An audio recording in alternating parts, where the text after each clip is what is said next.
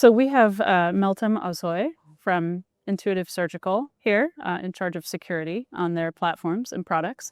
And we have Guanxing who just gave a talk. Yeah. And what is the name of your company? How do we pronounce? 30K.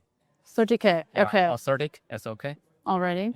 And I brought Meltem in to help interview because Meltem loved the talk. Yeah, I must say, I think you did a really good job. I was very impressed by the fact that you did give the live demos. It really takes guts to be able to do something like that and pull it off. First time for me also. Oh, okay. really? Double congrats. Yeah. Normally I just record a video and play that. Yeah, but this time, I think the hardwear.io is a little bit different. So people want to see real stuff, real devices working there. So I tried, but I'll also prepare a backup video in case anything happens. Yeah. Yeah. I also depending on this exploit, it's just USB, so it's very stable. It's not like you're using network or Bluetooth. There will be a lot of accident there, right? But still though, I think still like doing anytime you try to give it live demo, if somebody's looking, it usually breaks, it doesn't work. You had a moment of like entering PIN code incorrectly, but even that was, I noticed that you entered it incorrect and then when you put the right one, it just worked. Yeah. That made me laugh too. I was like, the only thing that didn't work about your demo is you fat fingered the entry of the pin that you had already solved. Yeah, sure. But I'm pretty sure there won't be any problems for that pin entering process. Yeah, so I'm not nervous at that stage. But if the exploit during the USB stages something happened, I'm pretty sure I don't know how to deal with that. Right. I may just switch back to the video. Right. So how long ago did you break this Ethereum wallet? On Ethereum phone, Ethereum wallet, maybe took me no longer than a month. But I have done similar researches in the Bootroom, the TrustZone, this area. And previously, other phone platforms, I may use 1 or 2 years to prepare and then start a real research. And they would took a very long time. But I think right now with AI, they took the fun. Yeah, you just push something there and they will give you the answer. Like one of the functions that I try to reverse engineering. Typically on other phone platforms, I have done that for nearly half a year because I'm not concentrated to one thing. I just maybe go back sometimes and see how that works and try many times to understand how it works. But now ChatGPT just tell me, that is the thing you need. That's the thing you need to look at. Yeah. Interesting. I would think AI as a kind of like a dependable coworker, just like a lab mate that understands things and helps you out. But you're kind of like saying that it took the fun out. Yeah, that's true because at first you use AI, it's cool, it speed up everything. Right. And then somehow you are liking because previously you're like a researcher, you explore things, and now you are like working like an agent. The AI tell you what you should see.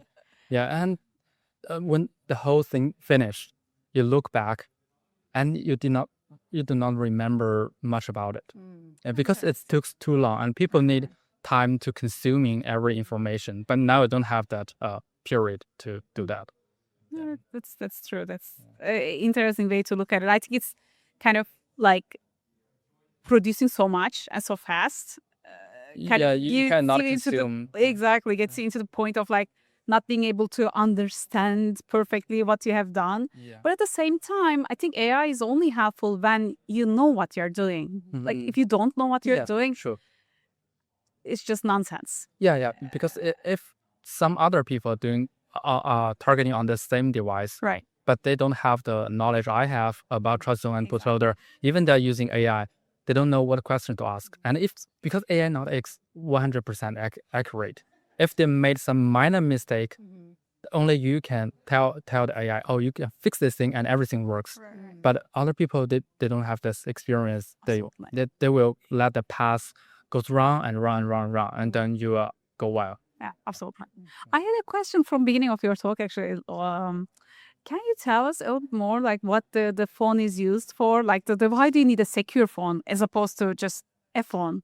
Yeah, the basic idea of the crypto phone is that the smartphone is not built for crypto world.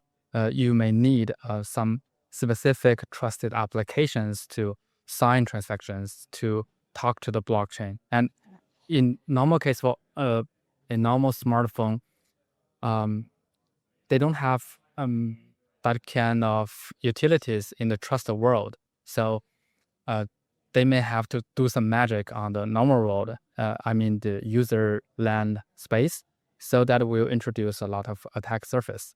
So the phone is trying to do that in a very special way, so that you can put every sensitive thing in a enclave or secure world, so that no one can touch. But that's how they build their story. But in reality, as you can see, some of them are doing very good job, like Samsung, Solana phone. They have built a lot of things and make sure it is actually more secure than the traditional smartphone. But some other vendors, like this one and other ones I have looked at, they just downgrade the security. Yeah, Right. but they look cool. They do look cool. So what? But you found out that the keys inside were not encrypted, right? So once you were able to break in, everything was in the clear, and that's how you got access. That's true. So Okay. yeah, the boot room is very powerful, but it doesn't equals to a full system compromise.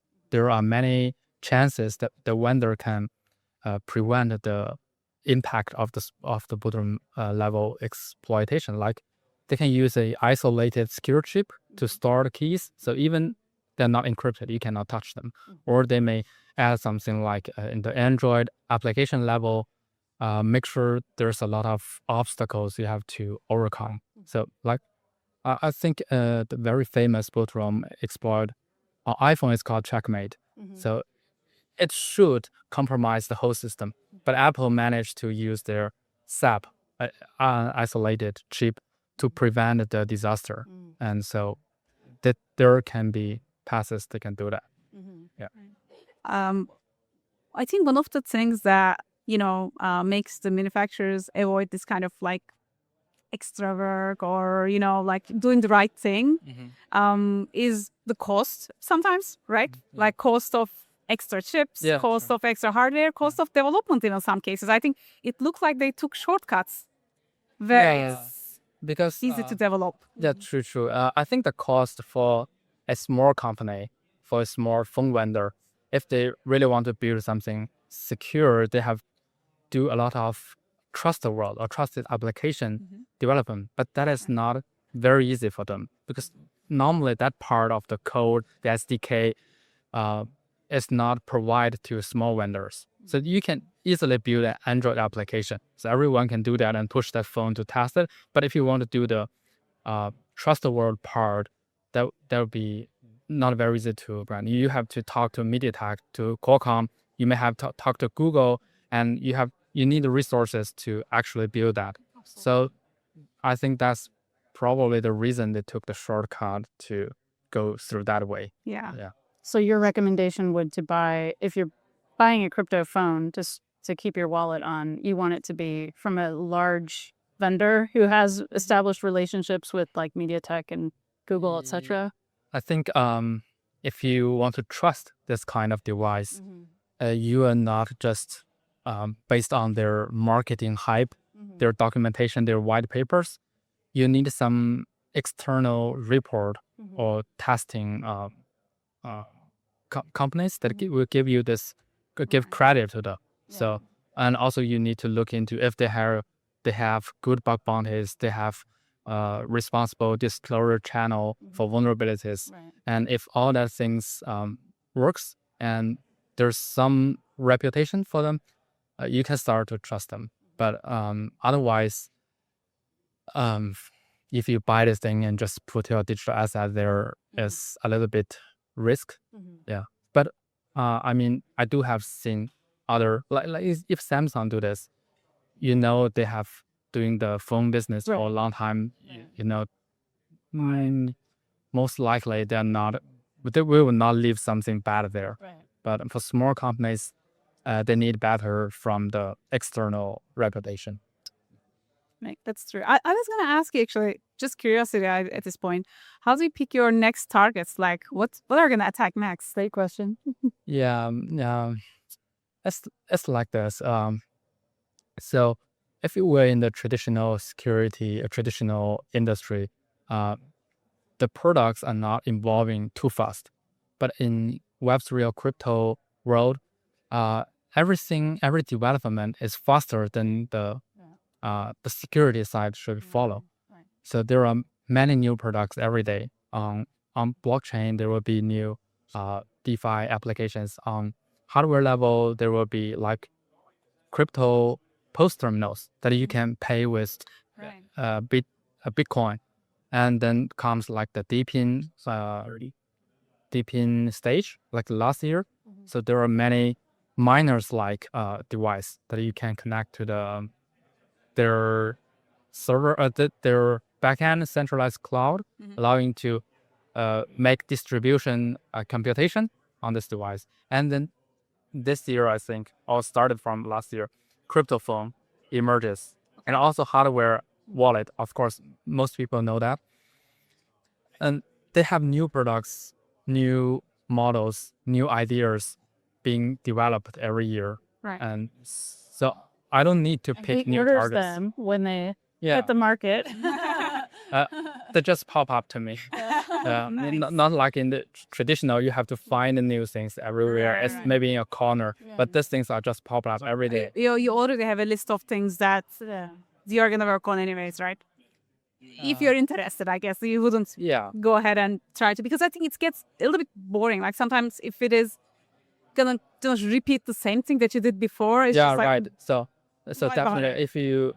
if we were talking from that interesting side, we would say because I have done research on hardware wallet, find some vulnerabilities there, and Right. like gain the full chain, and then like Deepin and CryptoPose, everything that I have just talked about, I have at least pawned several of them to gain the full chain, and now it's CryptoPhone. But after this research, maybe I will find some hard target, like Right. maybe if there's a new hardware wallet with some new features like Iris scan your eye. Right. Yeah, that's something new. I may look into that. Or yeah, it depends on the technology that actually being used. But for crypto phone, even though it's not a hard target, in some cases, but I just want to unveil the underneath details because All right. everyone is talking about their product, their marketing, and I want to show what they are really run. And I'm interested in this part of the research. Yeah. Well, you heard it here first. Guanxing is going to be attacking iris scanners of no. Thank you, Meltem, for joining me. Of course, yeah. Thank you. Thank you.